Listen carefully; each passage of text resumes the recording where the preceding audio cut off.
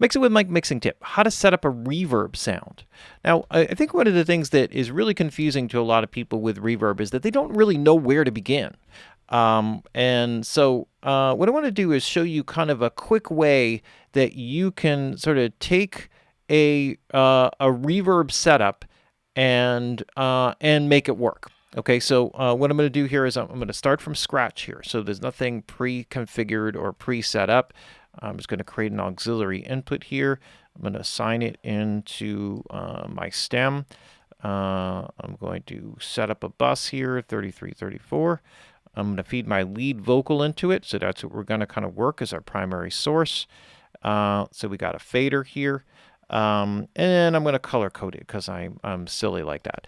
And this is going to be our lead vocal reverb. Let's call it lead vocal verb. Okay. And so here we're going to instantiate a plugin. Now, what you kind of use is less important than how you configure it and how you set it up. So normally the way that I work is I set up early reflections kind of ahead of time. But the way that I'm going to show you to kind of work with your reverb plugin and set up a reverb plugin to just give you an idea is by starting with the early reflections from within the plugin that you're using.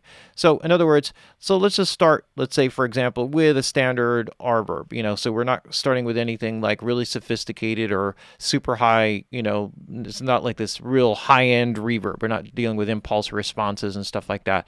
So, and I wanted to kind of show you the way to kind of get started with this. The first thing that you need to do, and the way that I would start with this, is to start with only the early reflections and set a size of the space that you want. The reverb time has very little to do with the size of the space. Okay, the size of the space determines how big of an area you want the vocal to exist in. So let's kind of start with this. And there's music in your voice. So this is just early reflections. A song so soft and sweet that that's a small space. No choice, my love. I'm praying for a whisper in my ear. And so now what I want to do here is like you can hear this pretty well. I'm actually going to exaggerate it a little bit. I'm going to put this in the track and kind of find the right place for the vocal just with the early reflections. There's music in your voice. So I can make it really big. A song so soft and sweet that I had no choice, my love. I'm praying for a whisper in my ear, just a sound to make it clear. So I'm sitting here waiting by the phone. Right, so I kind of like that. So it kind of sets like a good basic place here. So I'm going to copy that over, and then we're just kind of play with it, just to show you what we could do, maybe a comparison, because maybe if we want a little bit of a tighter reverb. A song so soft and sweet that I had no choice, my love. I'm praying for a whisper in my ear, just a sound to make it clear. So I'm sitting here waiting by the phone. Okay, so I've set up two spaces, and we'll kind of work with them independently. So now I've got my early reflections. Now I want to decide what is going to be my reverb. So what I'm doing is I'm setting the size of the space that I want the vocal to be in as seems appropriate for the song. So as you heard me going through it, you'll hear some things that it's like, yeah, it doesn't really fit in the song, but this basic, one of these two sizes is going to work. So let's start with the longer one. And then let's start to bring in, I'm going to pull back some of the early reflections and start to bring in some of the reverb. There's music in your voice. A song so soft and sweet that and now I can pull back no choice, the reverb. my love. I'm praying for a whisper in my ear, just a sound to make it clear. So I'm sitting here waiting by the phone. Okay, so now I got like one reverb here. Now I'm not making the reverb time exceptionally long. Let's listen to it in the track. There's music in your voice. Now it's up loud. A song so soft and sweet that I had no choice, my love. I'm praying for a whisper. That's one thing I didn't want to do. What is it? Just a sound to make it clear. So I'm sitting here waiting by the phone. Talk to me, baby. I don't wanna be Okay, so that may seem like a little bit big. Now, I can make the reverb time longer, or I can make it shorter, okay? But within that space, both of them kind of work, and then it's just a matter of whether it's right. So let's go back to our setup A. I'm going to pull my early reflections back a little bit, and let's see if the smaller setup gives us a little bit better work with the reverb. There's music in your voice, a song so soft and sweet that I had no choice, my love. I'm praying for a whisper in my ear, just the sound to make it clear. So I'm sitting here waiting by the phone. So you can hear how that's like definitely too long, but this one immediately works a lot better. A slightly smaller space, and I can make the reverb time long or short, and you'll hear it no matter what. There's music in your voice, So I can make it tight if I want. a song so soft and sweet that I had no choice, my love. Or I can make it I'm longer. praying for a whisper in my ear, just the sound to make it clear. So I'm sitting here waiting by the phone. And so this sets like a good foundation for the way that you work. So if you set it up, the first thing you want to do is kind of come up with a size in the track where you listen to it with the early reflections, where you get a sense of that feels like it's in the right space. Once you set that space, you can make the reverb time almost anything you want, and it will fit within the track. Then from there, we can start to play with some tonal coloration. There's music in your voice, So if I want it to be brighter, a song so soft and sweet that I had no choice, my love. I'm praying for a whisper in my ear, just the sound to make it clear.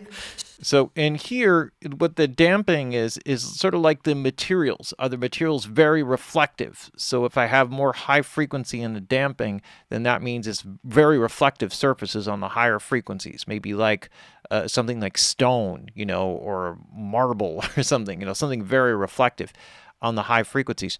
And if I roll it off, then those frequencies, there's more absorptive materials, maybe softer woods, or there's panel absorbers and things like that, clouds that are holding down the reverb time and cutting down on the high frequency response. There's music in your voice, So I can warm it up. a song so soft and sweet that I had no choice, my love. I'm praying for a whisper in my ear, just the sound to make it clear. So I'm sitting here waiting by the phone. So just something simple like that, like this can bring out a little bit too much of the S's. There's music in your voice, a song so soft and sweet that I had no choice, my love. I'm praying for a whisper in my ear. So now I'm just trying to get it to sound natural within the space. Finally, what I can do here is I can set up, and there are many things. I can add density right here by adding some diffusion into the reverb. There's music in your voice, So this will thicken the reverb, a song so soft and sweet that I or I can had make it no more choice, open sounding. my love. I'm praying for a whisper in my ear. And then one other characteristic that I can add in here is the pre-delay. So what I want you to really listen for here is the separation of the voice from the reverb. So when I put in pre-delay, this is how long it takes before the onset of reverb, which is this orange area here. So if I move this up, what's going to happen is the vocal will come forward and the reverb will push back, and you'll get some of the size. There's music in your voice, a song so soft and sweet that I had no choice, my love. I'm praying for a whisper in So my listen to it with ear, 0. just the sound to make it clear. So I'm sitting here waiting by the phone. Talk to me, baby, I don't wanna be wrong. Talk to me, baby, what's the use in taking So you hear with the pre-delay in, the vocal immediately becomes more clear. So what the pre-delay does is it says, okay, if you have the voice, right, the reverb and all that dense delay that comes with the reverb is not happening instantaneously. There's a short time before that takes to occur. And this is like a way of helping to enhance the size of the space or the immediacy. And the reason why the vocal comes forward is that if you were, say, in a hall with this person and they were right in front of you, you would get the direct signal much sooner than you would get the reflections. The farther away the person is from you, the more the reverb and reflections and early reflections will arrive at a similar or the same time as the lead vocal does. And if that's the case, then it will push it back, and that's why it sounds a little bit farther back. And when you have the pre-delay, it kind of pulls a little bit forward, and it's really dramatic, you know. There's music in your voice. That's pre-delay. There's no pre-delay.